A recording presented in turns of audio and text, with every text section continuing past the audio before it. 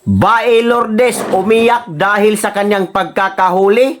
Nasaan na ba yung mga kapangyarihan ninyo, Bae Lourdes? Ang sabi nyo, marami kayong kapangyarihan. Kayo ang hawak ng buong Surigao. Bakit ka umiyak, ha? Ano nang nangyari sa'yo? Padlak ka ngayon sa kulungan. Panoorin natin ang video, guys, ng aktual na pagkakahuli kay Bae Lourdes. Senior citizen pay?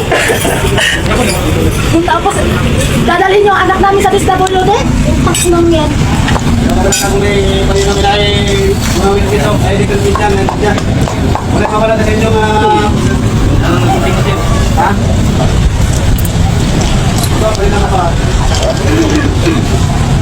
Servant lang kayo!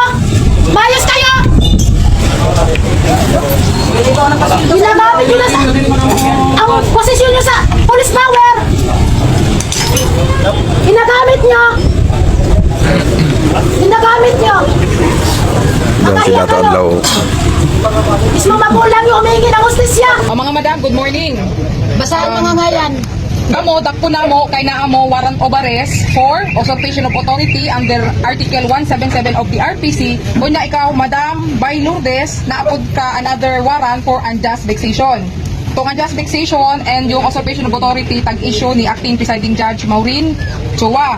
So, aduna mo, makahibalong aduna kay katungod sa pagpakahilom, ang imong pamahayag mahimong gamiton pabor o bato kanimo sa bisan diin nga hukuman. Ikaw adunay katungod sa pagpili sa usa ka kasaligan o independenteng abogado ug kundi ka makasarang sa pagbayad, ang ganamhanan mo hatag ni ini nga libre para motabang kanimo.